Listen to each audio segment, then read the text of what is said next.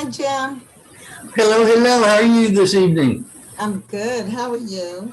Doing well, doing well.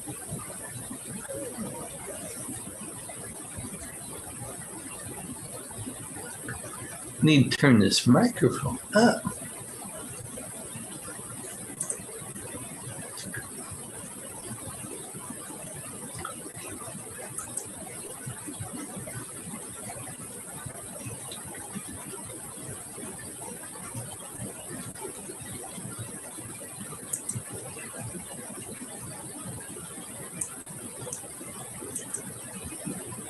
That'll do.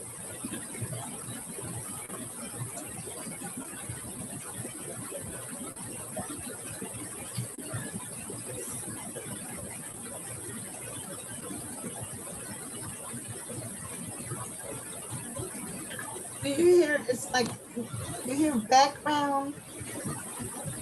I beg your pardon? I'm hearing some kind of background. Almost sounds like water. It's not here. I'll turn my mic or my speakers down a little bit. Maybe that'll help. Yeah, it How's could be that? mixed. It's the same, but I'm wondering if. Let me see. No, I hear it with that too. I don't know what it might be. Stephen, do you hear feedback? Yeah, I do. It kind of sounds like a little mechanical garbling sound. To me, it sounds like running water almost. Yeah, that's it. Like somebody has a fountain going. Yes. Well, let's hope they're not taking a shower. Do what? Let's hope they're not in the shower. Yeah, I know. If you're in the shower, it's not a good thing. Take the computer out of the shower. That's right. That's not where you want your computer. Toasters also.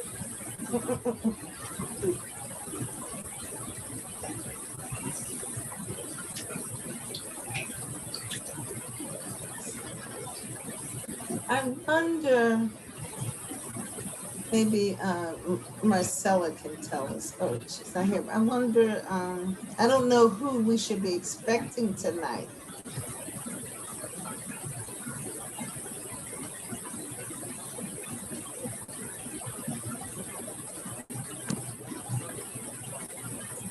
We'll just, I guess, give people a few minutes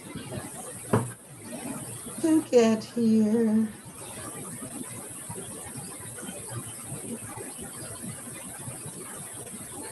And then we can all start our Thursday night. Stephen, you head out for vacation tomorrow, right? That's right. Are you excited? Yeah, it'll be a good time with family. It's a lot of people. So How many? I think there are like 15 of us now. So Okay.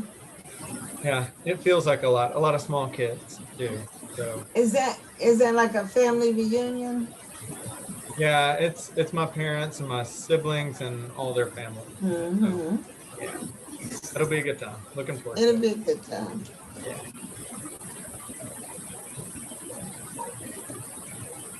Families are just so happy to be together. Yes, indeed. You know. That's right.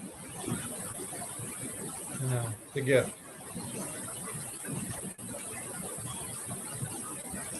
Our last family reunion was in Myrtle Beach. Oh, yeah. No, it wasn't. Our last one was in Ocean City. It was the one before that was in Myrtle Beach.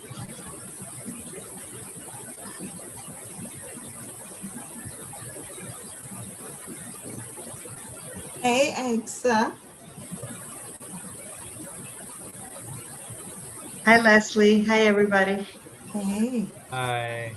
You having a good day? Yes, it's good. It's good all around.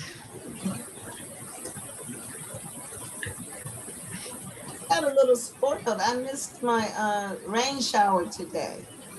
You know how we've been having the afternoon. I've been kind of loving them. I don't love them when I'm right in the middle of them, but when they start coming in, you know, it's keeping it kind of cool. And They haven't bothered me. And today I actually went and checked. I'm like, it hasn't rained yet. I know it's weird. I feel like been getting rain every day. Yeah, yeah.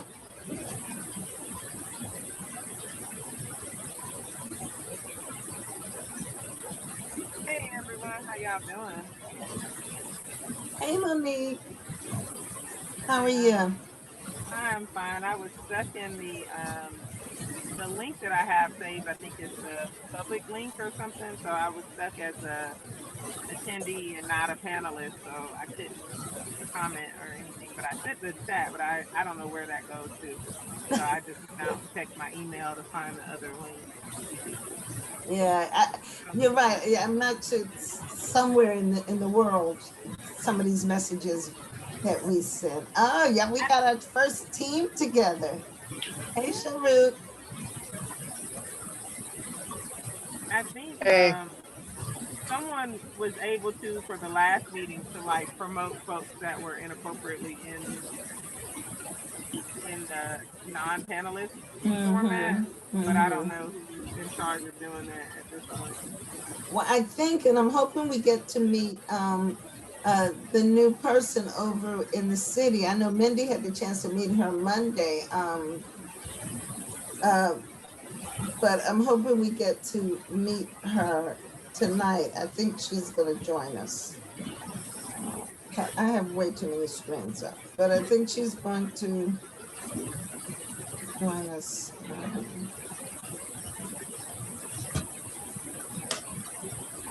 Marcella.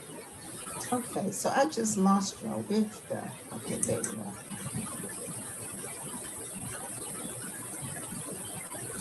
I was sharing, I'm not sure. Oh, now I see you, Monique. Sorry, you did it in the chat. Oh, sorry.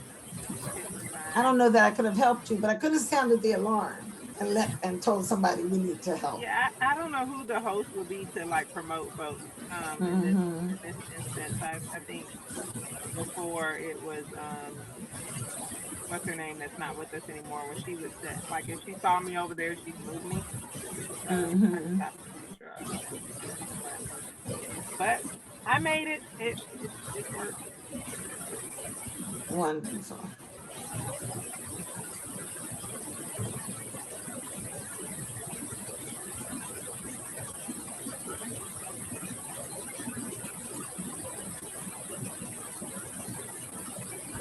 Welcome, William.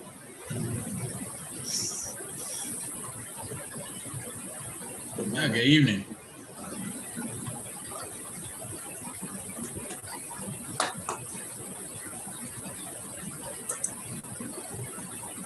Alex,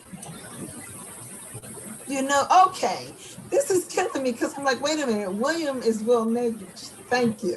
Yeah, I just changed it to clarify for everybody. It's okay. Okay, but I knew I was saying it and reading it, but I knew it wasn't the William I know. Is your name William? My first name. it's Yeah. well, Okay. I typically go by my Alexander. middle name. Okay. Alexander. We learned that at the dinner last week. He's Alexander. It's Alex. Oh, I love that. So have you always been called Alex? Yeah, yeah. It's my grandfather's name. Oh, very cool. And Alexander, when you're a kid, that's a big name to carry around, right? It is. Mm-hmm. It is. Mm-hmm. It really is. Wow, it looks like we almost have a full group. It's 7:05. And let's see who's missing. We've got, okay, and Tawana's not coming. I think we might have it. So we've got that team.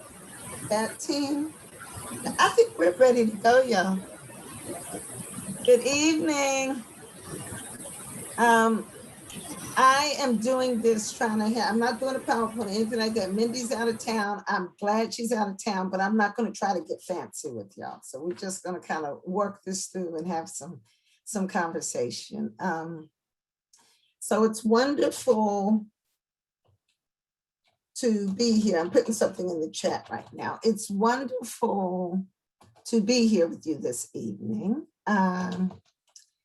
And I just put a sentence in the chat that I'd like you to answer. We're gonna go ahead and start with our meeting, but I'd love you, as you're working over the next hour or so and going through the meeting, if you could just fill in the blank, or as many words as you want, but finish the sentence for what you want to share with the group tonight, to get us started. And then we'll circle back around, or as people put in, we'll speak to it. So thanks for being here. We really just wanted to touch base around where we are and what your thinking is relative to kind of narrowing in on kind of those key issues that we want to bring to the stakeholder, bring to stakeholders in the process. So just to go backwards to come to the present again, you know, we began this, we did our homework, we did our data. Some of us swam in data, right, for quite a bit of time, and it could be overwhelming, but we slogged and struggled through it. The data for vision and mission was different because that was reading and talking, not quite the same, but we went through that piece and then began to look at and start to ask questions that just naturally began to zero in on, you know, common observations, common themes, or so forth. The 4P assessment, which I think you're mostly complete in different stages for, was really just an attempt for us to say, okay, there's an ocean out there of stuff we can do, but we're not going to boil the ocean. We're going to actually rise up those things that, to you as smart, intelligent, now very informed people, probably more informed than anyone else in the city, except for the staff assigned to us on these particular issues that you're working on. What's coming up, you know, around the people, around the places that work is occurring, and so forth. The purpose of that is to begin to start to frame what we think our recommendations are going to center on, right? What are going to be the big ones? I will share with you that I had a session with John and Christian maybe about a month ago. And we started with the big question around expectations for the recommendations, right? What do you expect? You know, what would be criteria that you'd want to look at in recommendations? You know, so you can imagine some of them around feasibility, some of them around financial, right, fit, some of them around, you know, community input. This is what the community wants. And so we began to just tease that out, because what we're also trying to do is to come up with recommendations that have the best shot at being approved and implemented, right? And that we know is not simply just, it's a great idea. There's a lot more that goes to it, and the kind of decisions we make every day. So we wanted to just spend the night hearing from you and about what you think that direction is going to be. Let me also say that the piece about the stakeholders that we're talking about, some of you have already begun doing that. For example, vision and mission really have already talked to a lot of the stakeholders, people who were part of the Explore Brookhaven piece, people who were instrumental in starting the city. But it's that notion of what are the specific asks that you want to go deeper on, because there are questions raised. I know hiring is doing a survey of staff. They feel like that's critical. So that's a stakeholder. So when we talk about stakeholder engagement, it can be a focus group, it can be a survey, it can be one-on-one conversations, but it's those things that are really specific to your committees that you want to flesh out and really say you've gotten some other input on. I'm going to take a full stop and just see if there are comments or responses or questions to anything that I've just shared.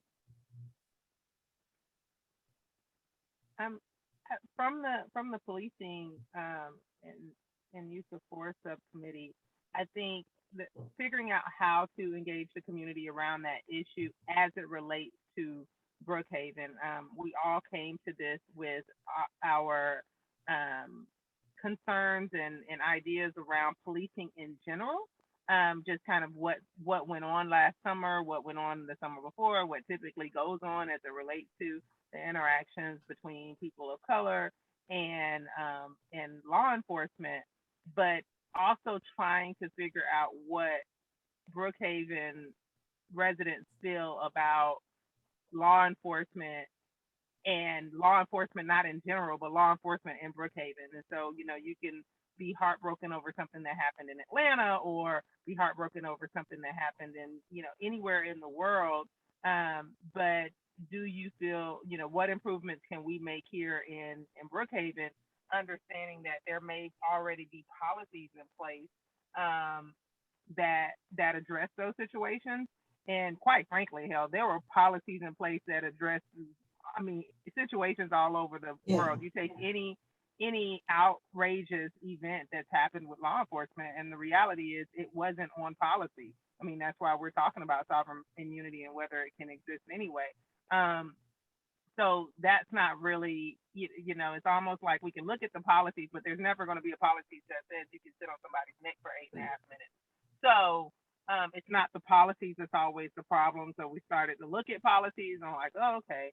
So getting from the community, their specific concerns and what recommendations that can be made to our law enforcement to improve upon their practices and policies and engagement is a little different, I think, because we are so we have so much information. And then to add on top of that, we have so much information that's not specific to Brookhaven as far as people's perceptions and interactions with law enforcement. And then law enforcement's interactions also include people that aren't residents of Brookhaven. We saw that in the data that their arrests and contacts sometimes are not even Brookhaven residents. So whom are we servicing right now? Like whose input do we need to make Brookhaven PD better? So that's just a huge thing when it comes to community input for us. So let me tease out a little bit. So let's just start with policing. This is perfect. And thank you, Monique. What are, from your review of the data, what are some of the areas that you would want to get feedback on? So, there's all of policing and all the use of force, but when you've looked at and had the conversations and looked at the data, what are some of the areas that come up for you? So we've already broken up our priorities. So, we've talked about, and of course you may have to jump in here, but we have oh gosh, I can't even think of mine that I did a whole 4P assessment on. I did rattle them off at the meeting. But community feedback, oversight, like the oversight committees, and whether we we need those and why we don't have those. The citizen review boards, that's what the word is. And the community review board, I think. Community review board. And then the way racial data is collected, as far as, especially with the Hispanic, non-Hispanics, and Black, like how is that data being collected, and does that impact the way folks are being policed? And there are two more groups that I can't think of right now.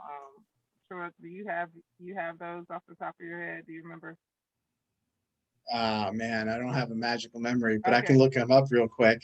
Yeah, but at least if we look at the community review board, I think that was our citizen review board, and then my group's area was on the way racial data is collected.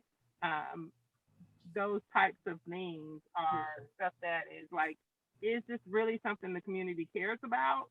Is this something that they want? We know that it's something. Well, we believe it's something that can make us better. But I don't know. Is that what the community wants to focus on? So, do you have the others, Shrew? Yes, I do. So the other one was we listed it as people training, but cultural sensitivity training, and use of force training and healthcare crisis intervention. So that was around.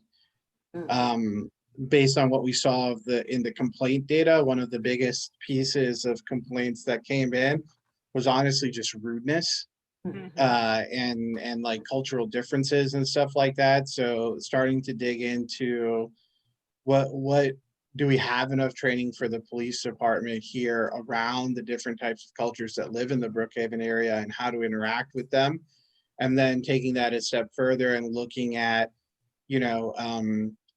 the use of force training. How often does it happen? If that happens often enough, right? Brookhaven does more than what the state requires, but That's like me saying I'm better than my 1-year-old at basketball.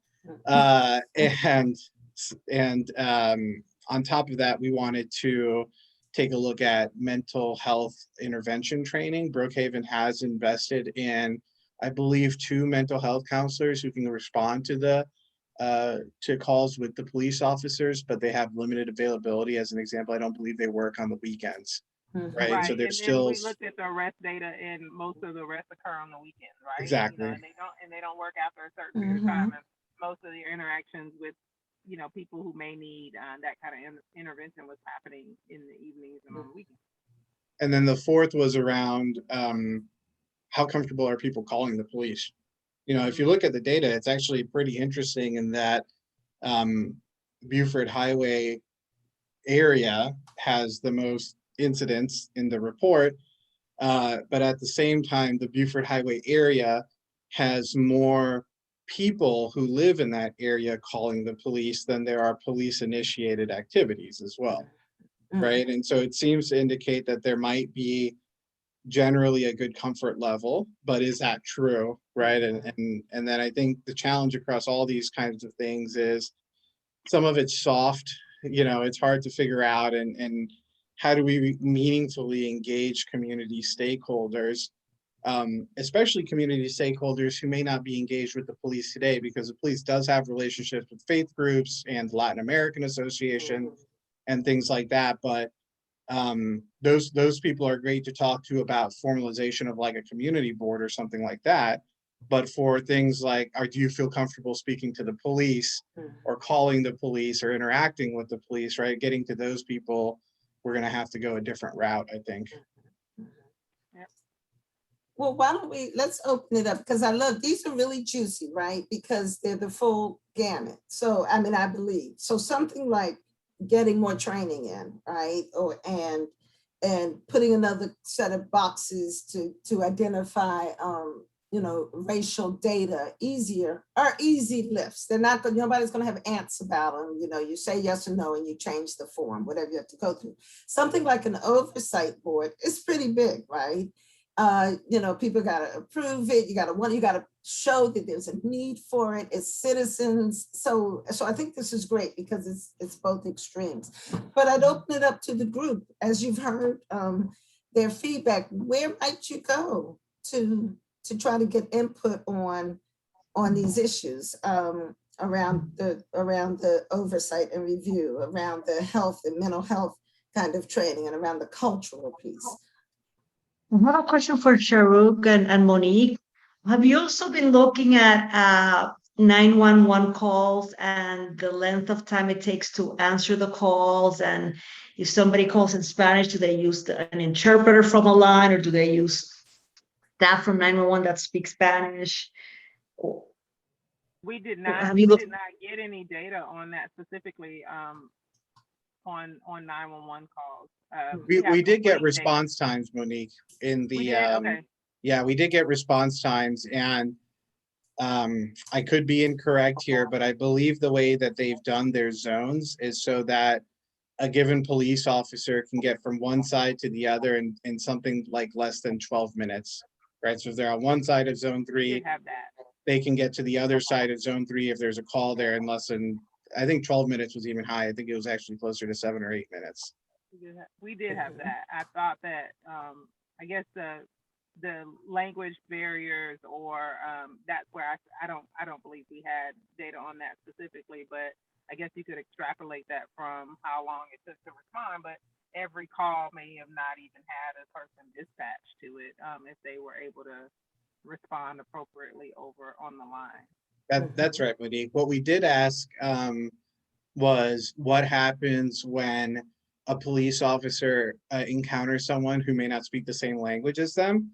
And the response we got back to that was basically they use a translation service. And so the police officer calls the phone number, right? And that person on the phone. And I think it was a common service because I believe Kathy on the commission had heard of it before. And so that was, I mean, it wasn't. Language line?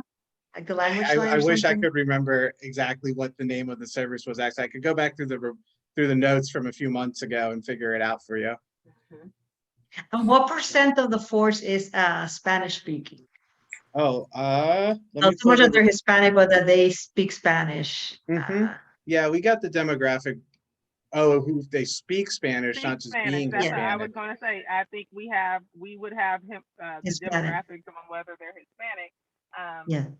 and not necessarily on whether they speak Whether- Spanish. Mhm. Okay. Okay. Yeah, I just wanted to share that I met with somebody who lives in Brookhaven in the Beaufort Highway area recently, who worked with the Latino community, and she was telling me that and I don't know much about it. I can put you in touch with her to elaborate, but she was saying something about the women calling for domestic violence calls, the 911 or whatever. She was saying that the response time was very long. So I don't know if this is a matter of language, and it was also the way that the court was issuing, the orders against, the men who may be, abusing them.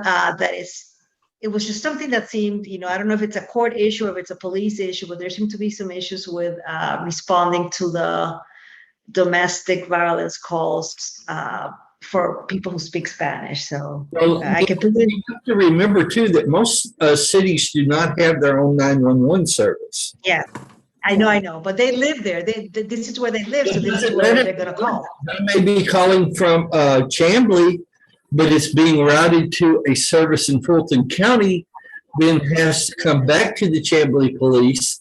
So that's going to delay their ability to respond to these Yeah. calls. So what I have a would, feeling what that I'd, what I'd love to do is, I want to continue the 911 calls, but I want to make sure we all have a chance to help brainstorm this question on the table, y'all, which is, so promise that's on the parking lot. And I think I see the nods from Monique and Sharif to find that out. But when you hear their issues of who do you talk to about the cops, about issues, generally around culture or data or comfort calling. Do you have any ideas that we can brainstorm that can help that group? I have a few, but I'm just wondering what you guys think.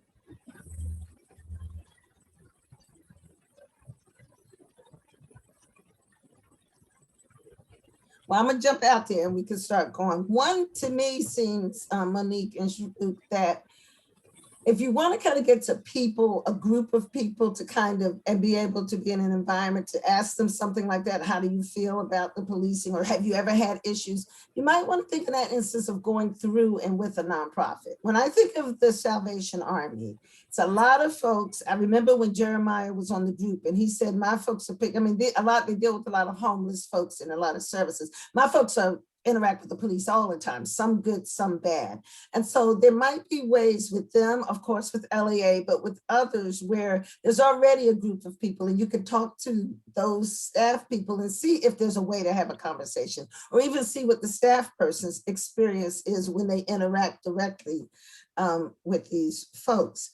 Another that comes to mind, especially on the Beaufort thing, because I don't know if the Beaufort Highway, I think about all the shops on Beaufort Highway, right? The shop owners, I'm sure there's a number of associations there, right? They have a real opinion, right? About how the cops, police protect what happens there. So it just seems to me that they may see a lot, even if they don't experience it, because they're right there and seeing the foot traffic.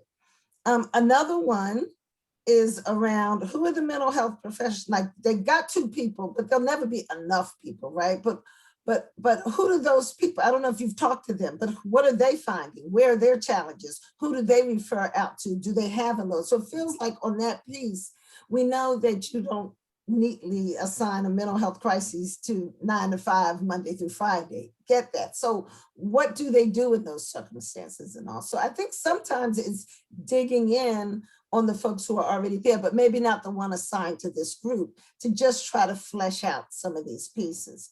On the oversight, I'ma just say it, that would be a really big lift, I think.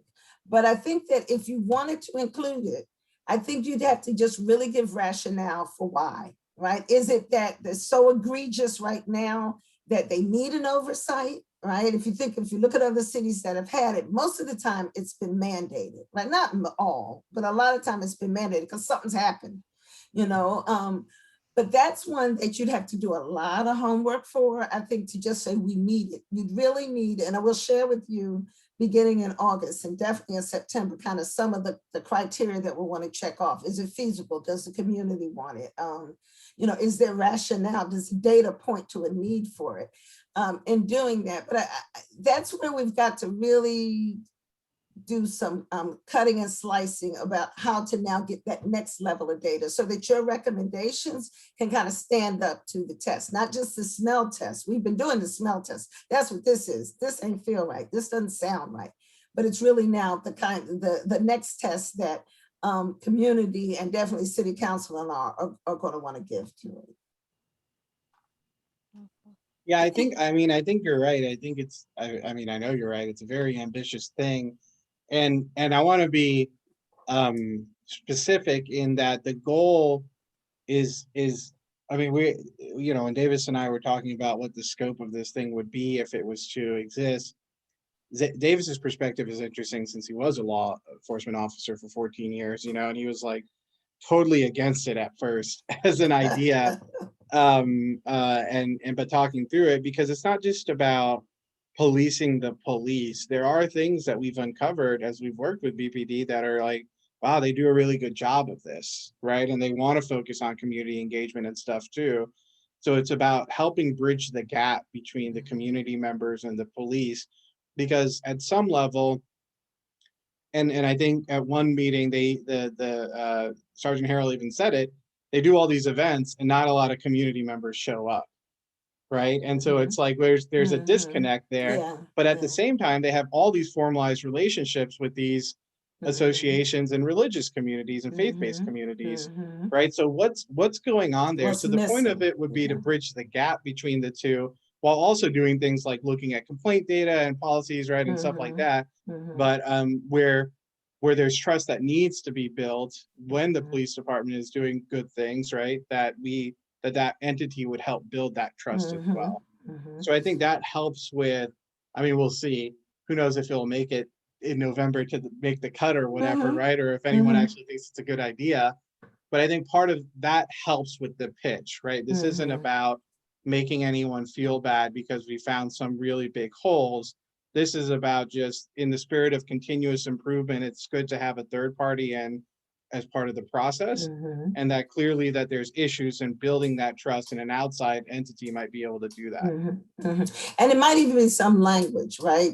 There's a community, you know, group or advisory group or an oversight group. So it depends on what you want them to do. And I know we've got some brilliant lawyers and they know the difference that those words mean. You know, one thing also might be I agree with you about all those faith groups and all, and kind of who comes out. One thing might be, you know, to recommend they really examine those existing partnerships. Are they on paper, or what do they mean? What's the skin in the game? Like, what is it really, right? And is there a way to make that more robust to be able to do, at least bring in that community piece, you know? But yeah. That's why I think I got the easy job by being on that issue, because we have a formalized list of organizations we can start to reach out. I don't know how Monique's going to do community outreach on collecting of race information. That is tricky. Yeah, that's tricky. But I think working through the nonprofits, my strong instinct is go to places where there are folks, and particularly folks you think may have had encounters with the cops. Like, you know, I wouldn't go to the Rotary, because I mean, I don't, you know what I'm saying? So let's really brainstorm that. I'd love to help you think about that and how to do that. I'm taking notes, Monique. I can send them out to you after. Yeah, I am too, on the back of something in my car. So I want to give some air to some of the other groups. Let's move on. Thank you guys so much for that. But that's what we're here for. I want us to really use these like that. And you know what? I'm gonna just warn you, as we get closer to writing these things, we might need a little more time together. It'll be less of the big, but just as we brainstorm, like, how do I move this through? So let's just be there for each other. Let me just go to contracting and purchasing. So Alex and Jim, what's top of mind for you guys? So I am happy to report that we were able to get our survey out to some of the previous vendors over the past year, or since the beginning of 2020. So that went out, correct me, Commissioner Moses, that went out earlier this week, correct? Well, Yeah, and so they have 10 business days to respond. So by the time we get together in our next subcommittee meeting, we should have some hard results and data to be able to at least begin dissecting and sharing with the rest of the subcommittee. So I am happy about that. Now, in regards to what those survey responses will look like, I am very curious to see. I definitely have some inclinations as to what it'll probably say, just from what I've seen from a procurement and contracting point, in terms of some of the contracts themselves are so lengthy and so wordy that I can only imagine a small business owner in the Brookhaven community might have difficulty navigating that. So I know that Commissioner Moses did a phenomenal job putting together a list of possible recommendations that's on Campfire right now. I know one of the recommendations that I mentioned in the past was coming up with some type of glossary of commonly used words or jargon that's kind of tossed around in that procurement world that might not be, plain English to everyone else. I know there's also a suggestion about having an advisory board. So, having this survey actually going out on an annual basis is a point of continuous improvement. So yeah, Commissioner Moses, did I miss anything? Anything you wanted to add? well, one thing that we thought might be helpful too, because we take into account when they have a request for procurement.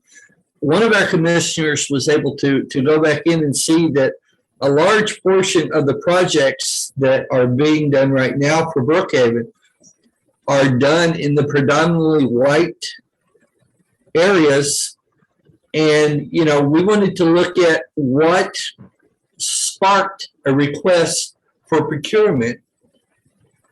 What was the criteria, and did anybody stop and ask the question, well, does this benefit area A or the entire city of Brookhaven?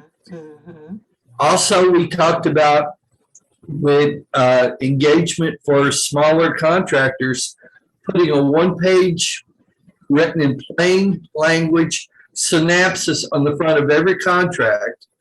That way a contractor can go in very quickly and see what the requirement or what the scope of the contract is without having multiple pages of documents to go through, because some of these things are very in-depth. They require a lot of documentation. And if you're a small business owner, you may not have a staff dedicated to such things. So you have to pull somebody off their job. And, if you're paying them $20 an hour and they invest 8 hours to get this packet ready to go to the city for a job they may not get anyway, it would be beneficial to know up front, what is this contract actually about? And is it something I want to invest my time and effort to bid on? So we started looking at things like that. We have, again, the bulleted things are just things that we have brought up in conversation over and over again during our discussions. So they're not just one time been spoken about and then left. These seem to be reoccurring ideas that whenever we start to talk about contracting, things that we can do, because we want to be able to get to a point, if the city has a large contract, for it to see if it can actually break it up into several different contracts to give smaller businesses the opportunity to maybe do some of the groundwork before the major contract starts, but to give them the opportunity to get their foot in the door, to see if they like working with the city or if they don't like working with the city, because there's always a drawback when working with a big entity like a municipality or a federal government entity or something, because they don't always pay as quickly as private sector contracts do. So if you are a short capital business, contracts with the federal government, state government, or whatever, it's not really your way of getting out of any financial hardships, because they do delay payment processes to the point some people just refuse to do business with those entities. Yeah. But you know, we've been throwing ideas out there Mhm, to see what the data is telling us. And, you know, most of our survey is based upon what they felt their experience was with procurement. And I wish we could have shared more of that.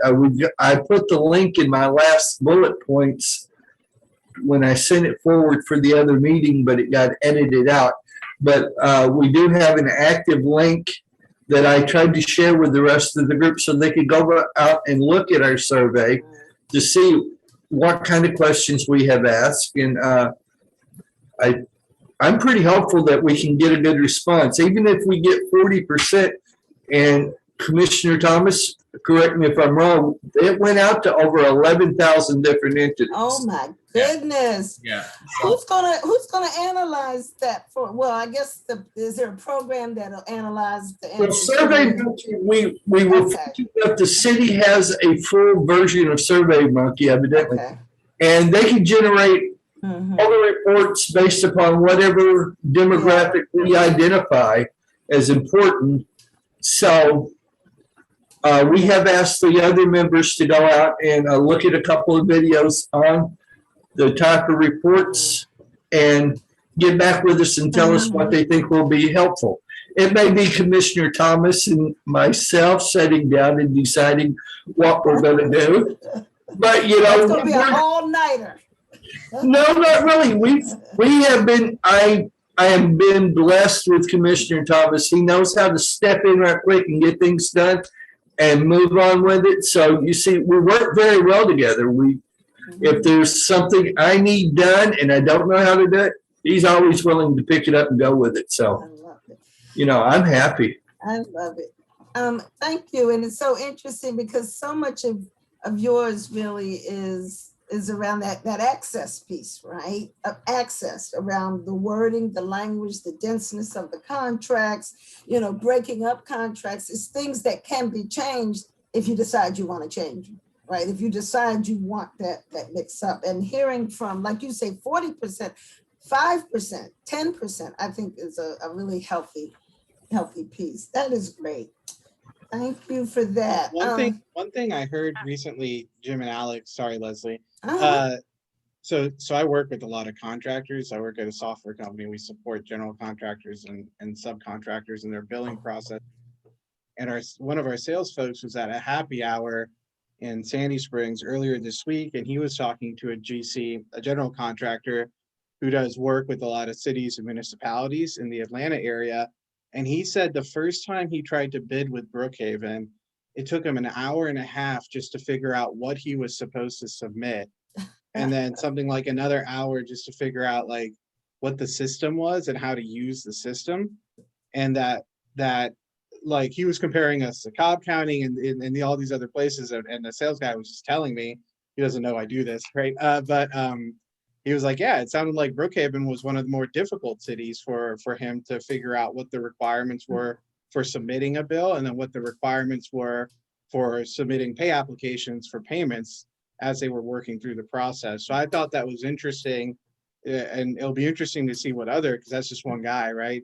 But he is small business, and that's kind of the target that Jim and Alex, I think you guys have been talking about in terms of who we're taking a look at. So I'd be interested to see how those responses come out in terms of just understanding how to submit a bid to the city of Brookhaven.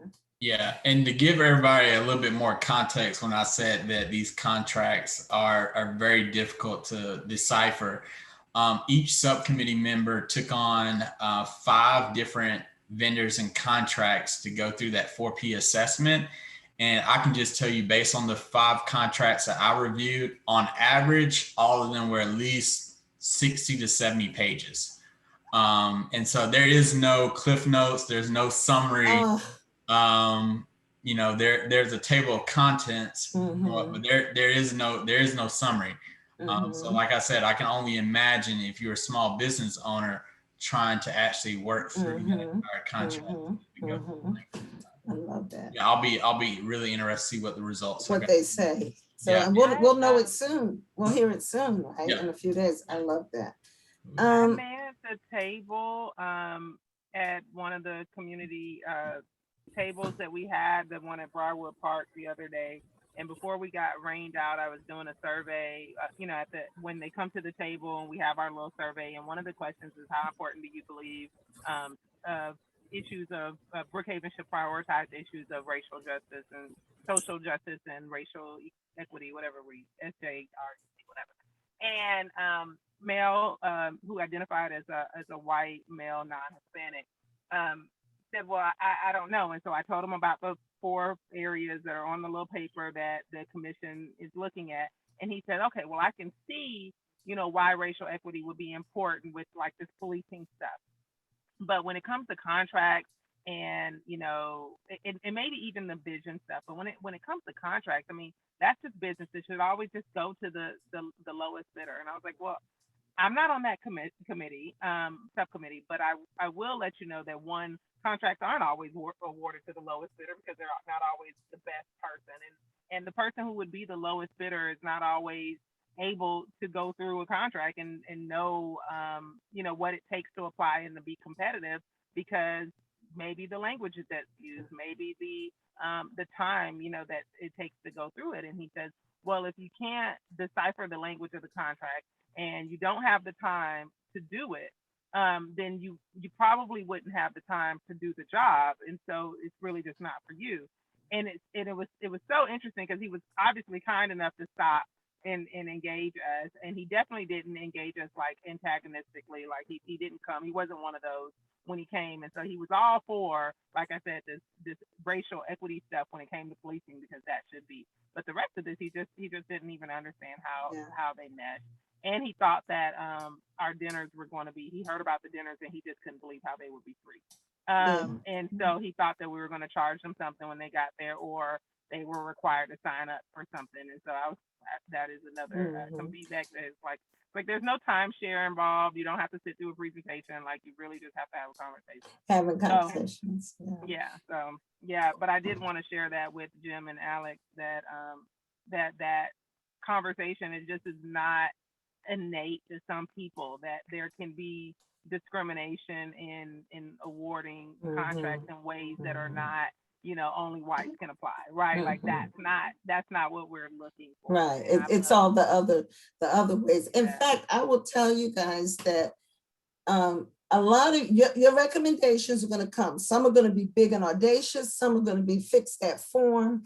I think the real value is that it's going to force people it's going to educate folks in what they don't know and force some conversations, right? When we present the data as to the why. So in a way, you're starting to just till the soil, and that's going to be a great value for what you have to do as well, to put a little pressure on, shine some light on, and the light might be kudos, like it is for a lot of what the police are doing, but it also may be you need to check this out. William, I want to move to you. We've got 16 minutes, but tell us what's going on. Like, I don't know, but tell us what's going on in hiring. Right. Well, as you know, we've been working on our own survey. We've decided the best group to go for is going to be the existing employees of the city of Brookhaven. And we've got a questionnaire survey put together here focusing on the overall work culture, the hiring and recruitment process, career development, individuals' personal experiences, policies and procedures, inclusion, the employees' immediate supervisors, and diversity training. All of the questions coming through the social justice equity lens that we've developed those. Tawana and I are working through, we're going to tweak some of the language in these a little bit before we present them to the city. But one of the main things we're considering, we'd like to utilize an outside vendor to assure that the responses are kept anonymous, so that we can assure that to the employees, so that frankly, we can get the most honest assessment possible from the employees. We've got a series questions and issues we put together to present to Christian to get some information from other municipalities on best practices. One of the things is so fascinating, but I mean, this feedback loop, right? So talking to employees about what life is like, you know, in a lot of the companies it's kind of basic, or talking to your contractors on some regular basis and surveying them around their experience and getting their advice, or, you know, even with these groups that have been set up with the police, actually getting the feedback. So it feels like there's a theme that I'm just hearing from you all's work that's about this constant input and renewal and the feedback loop that keeps you good, that keeps you sharp, that keeps you better. You know, just coming across all of the pieces. One of the things too, I just add to Williams is really about kind of the automation and technology and, you know, and sophistication. I mean, you know, when I've looked across these groups and the data and so forth, just the ability to just get the systems in place to get good data, right? So that's another thing I want you to just keep in your mind. It's a lot to keep in your mind. You guys are amazing. But there is a data development agenda that I think we all probably in each of these, like, here's the data you're going to need and figure out how to capture it. Here's the data, the systems you need to figure out how to capture it. That is a very legitimate and appropriate recommendation about getting that data together and having systems that do it and having people who are trained and know how to do it, you know, and so I think that that's critical too. All right, so then we're now to our vision and mission, folks. Tell us what's on your mind and standing out for you. Well, good evening. This has been a really awesome call because I've taken some good notes that are going to help us, I think, in our work. But our biggest thing is once we learned how the mission statement was created, and who was in the room when the mission was created, we immediately thought, well, that didn't seem equitable or inclusive. And then we dug deeper and we had a great presentation by Explore Brookhaven. And when we were asking some deeper questions about what were some of the demographics of the folks who were filling out the survey, demographics like race, ethnicity, gender, that data wasn't collected either. So that seemed strange, so that we really couldn't understand, well, who are these people that are actually creating the mission and then also coming and visiting and exploring Brookhaven. And so we have some big questions that we don't have answers to. And so our next step is to, as we are engaging the community, and we're open to all methods, but we thought immediately that focus groups and ways that we can put the mission statement up and say, you know, how does this reflect, or when you see it, let's workshop it. So when you see this mission statement, what are words that pop out to you? How do you see yourself living out this mission as you live and work in Brookhaven? And then ask really, you know, additional questions around, you know, how does this land on, you know, on diverse communities? I mean, does this mission statement reflect, you know, the diversity of Brookhaven? And so we're excited about having that level of conversation. We've already, you know, kind of done some research around different cities and how different cities have used more inclusive language around creating their vision and mission statements, even, you know, incorporating core values. And then to hear that Brookhaven's mission statement was created at a retreat center with all white men was just quite interesting. So we're like, so we kind of understand what one recommendation might be that comes from our subgroup, but we want to make sure that that's a recommendation that the whole community wants. And so we need to open it up and to ask some questions of our community members. How are you thinking about doing that? When you say open it up, how? Well, you know, I thought about, you know, so, you know, my handicap, if you will, is I'm a qualitative researcher by trade. And so I tend to really enjoy the story, which is why civic dinners are so important to me. But I know that, with qualitative work, the sample size is generally small. And so we need to, in this capacity, I think, to have a larger sample. And so focus groups tend to, allow for still the story to remain, but you still can have, a larger sample size. So I was thinking focus groups.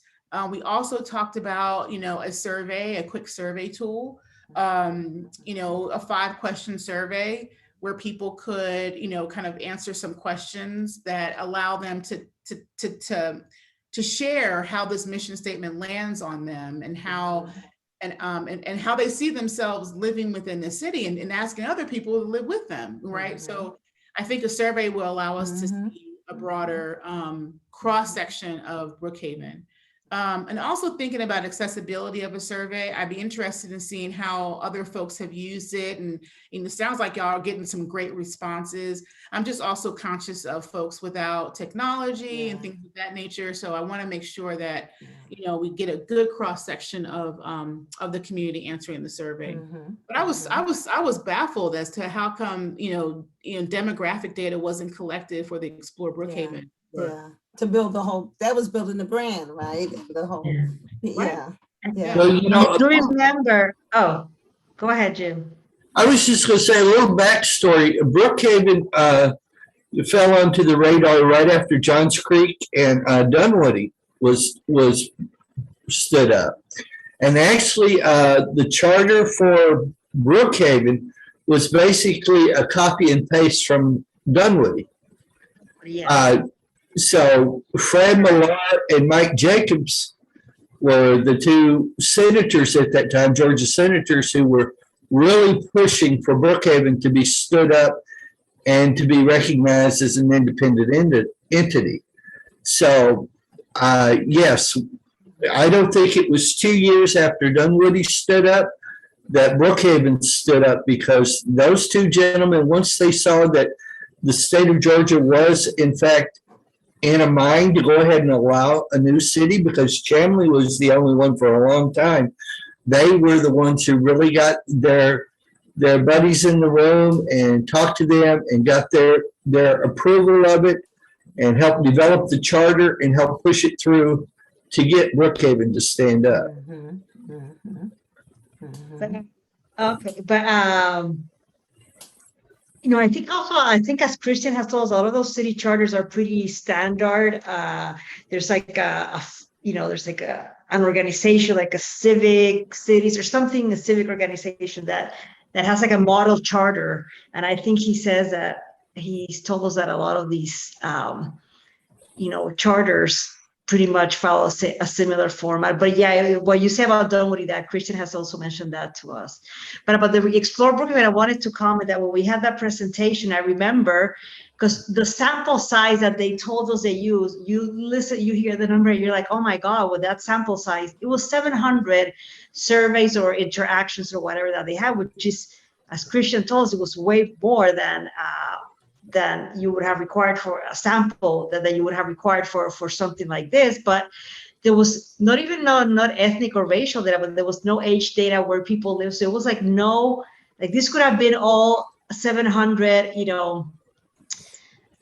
white men who fill out the survey, for all that we know, or we have no idea what the diversity for all these different indicators is in that sample, which, so you can have 700, you can have, 7,000 for all we care. But, if there's no measure, if you're not making an effort to make sure that people who don't have technology have access to it, if you're not making sure that people who don't read English have access to it. So I just think the numbers don't say that much if you don't have the other data that you're collecting, as Commissioner Russell mentioned. I really like Leslie's suggestion for our group, and probably one of those notes you took, Tiffany, to really see how we can capitalize on the partnerships that we already have, right? Like the city has. So the organizations that serve these different demographics, they know how to reach their people. they know how to reach, folks, hopefully, if they're really doing the work. So if it's, the Latin American Association or any other association, they know, oh, well, we don't send out email blasts, or we do send out email blasts because, people are routinely checking email contrary to popular belief, through their cell phones, or, making sure that the surveys are mobile friendly versus, only requiring computers and things like that. So just kind of reaching out to those community partners to figure out, hey, if your folks were at the table, if the people you serve were at the table, what do you think their input would have been here? Or, give us a sample of your people so we can, survey them. Well, we'll volunteer to talk to the city and communications and all about how they can support that more general kind of public input. I mean, contractors need their own thing. They're distinct and employees, but just about what's been your experience, like you're saying, Monique, and I wonder if there's even a way to say, here's our charter, what words stand, even to do that in the survey form. We'd have to be smart because people don't have a lot of patience. We know about the written surveys, but there's a lot that they already have in place. So we'll try to explore what could be done, like with not only on the city's portals or sites, but also, with their partners. We'll dig into that, because I think that would make your lives a lot easier, if you could kind of get to the mass public in that way. And after all, they sometimes want you to the table. Yeah, the reality that nonprofits have very limited bandwidth to do this stuff. And I know, for example, the LEA, they're now doing a community needs assessment, and they've been pushing it out. So in addition to that, to give them, we'll get these responses. I know, like, sometimes nonprofits are overworked and don't have the resources or the bandwidth to something that seems as simple as get this survey out there. But do they already have it? It would be my question. Because some of this stuff is like within the work that we do. Like if you were trying to ask me, what if federal employees think about this? I have a survey. I'd be like, well, hold up. We did a survey last year that may have covered this, and I don't mind sharing those results with you, or something along those lines. I don't know what different organizations have on hand, just the work that they've done. Because I just feel like one of the things that I said when we first started this commission was that people are out here doing this work. They already have opinions and positions and insight on these areas, and we can't believe that our newly formed commission is the first to see these problems or have these concerns. Some folks have already been in the room and already sitting at the table working on it. So, and I don't ever want to discount that. Yes. Thank you. I think the true value that we bring, though, is to bring these people to the table with us, because we know that we have been established by the city to bring these recommendations forward.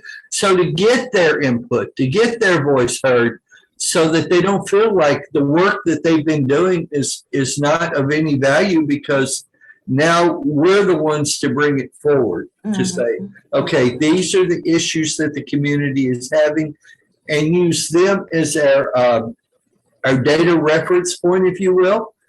So if we have to justify why this recommendation is in place, well, through our conversations with the Latin American Society, for example, we know that they have collected data amongst their community that shows X, Y, and Z. That's the basis for the recommendation that we have. It's bringing the deep data dive and examination, your eye, to which is what the general, public may not know, but their experiences, right? Marrying them. And also remember that I would expect and would hope that one of the things that all of you would recommend is that there be somebody going forward. Y'all can't just walk off in January and act like this is through. And if it's you or someone else, but just this is too powerful and we just taken a start scratching a little surface. So also the recommendations are around your committee, but as you're hearing and thinking, I'll just share from the pop-ups. I would say 1 out of every 2 of the surveys that I completed on the pop-ups, people were talking about culture and the arts. I shared this with X last week. So whatever you hear to, it's your committee, but also just, we're gonna get to a point where we just put it on the table. I can imagine, especially if we're live, just a whole table, you'll love this, Tiffany, but a whole table just full, I mean, a room full of Post-its, you know, where we're just putting everything that we're hearing on the table, but your continued involvement, someone's continued attention and involvement to these issues, you know, if you don't watch it, then it's not going to happen. So just thinking about that.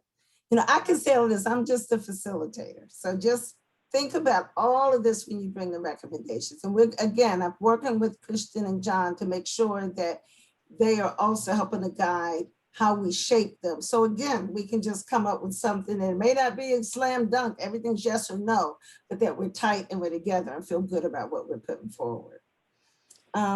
It's 8:01. This has been great.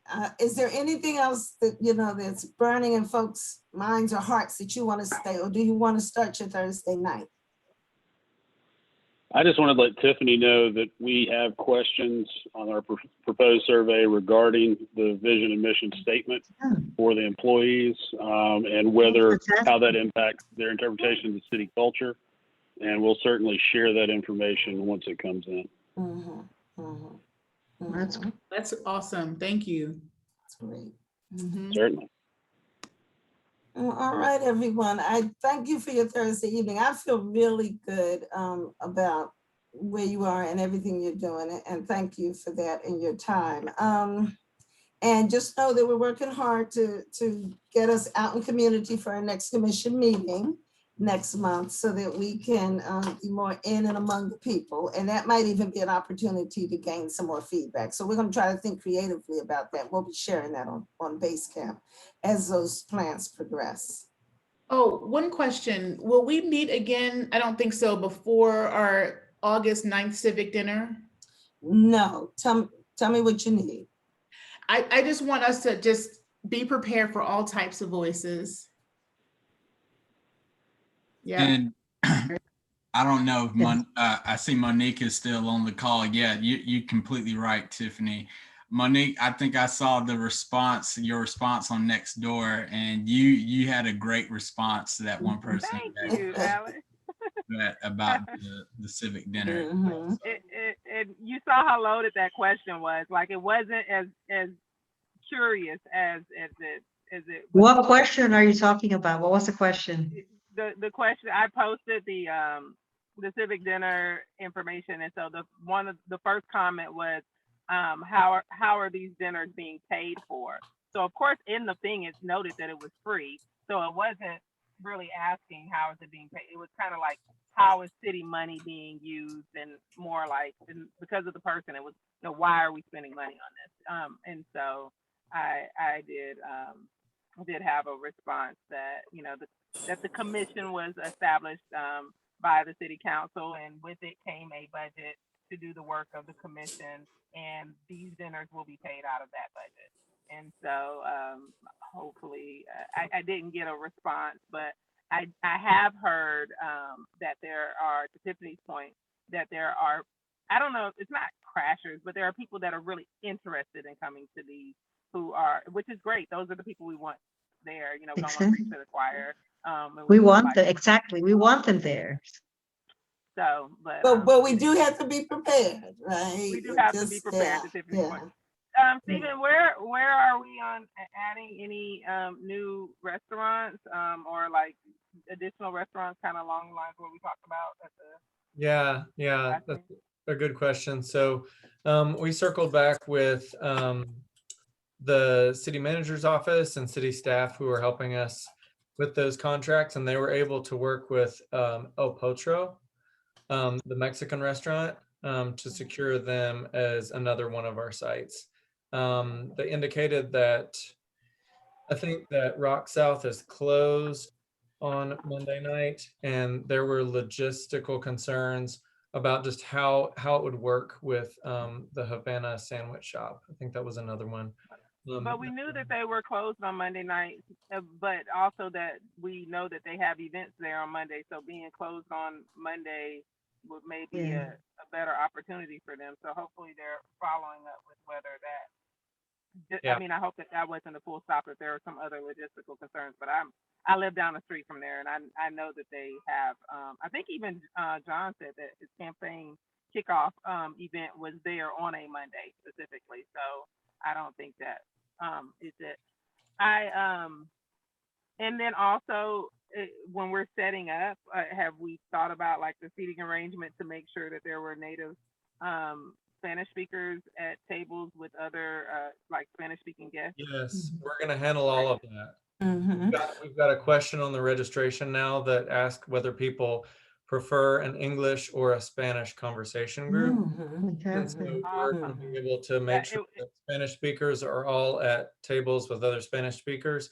And we're working with Los Vecinos, the Buford Highway, to identify conversation hosts for our Spanish speaking tables. Mhm. That is awesome. Thank you so much. And let me share one other thing around the restaurants. Even if we are not able, given to secure it for the 9th, what we're committed to doing is as we move into community for some of these sessions, we're going to bring in and utilize restaurants to cater the meals. So we're going to move those dollars in that way as well. So it's not, and that's not a matter of the space at all, but that's just making sure that we patronize right throughout the process. So that's another, parallel plan that we're looking. Is that Marcella? Yes, hi. I'm Welcome. sorry. Y'all meet Marcella. She just started in the communications office. Hi. Not Marcela. Berg here. It's Marcela Cortez. I was recently appointed as the public engagement specialist at the Brookhaven City. And yes, really excited to join the team. And hi, everybody. Nice to meet you. Welcome. I'm here to help in any way. Don't say possible that because we got stuff going. we Well, will utilize you. I'm here to hear you and help you in any way I can. I recognize Aita. Hi, how are you? And nice to meet you, everybody. And I also wanted to mention that there is a question request on the Facebook Live about having the request is about having officials or people who speak Spanish to attend the calls of victims of domestic violence. And that would be the only comment on Facebook Live. And I wanted to let you know that there's that request, especially to attend the victims of domestic violence.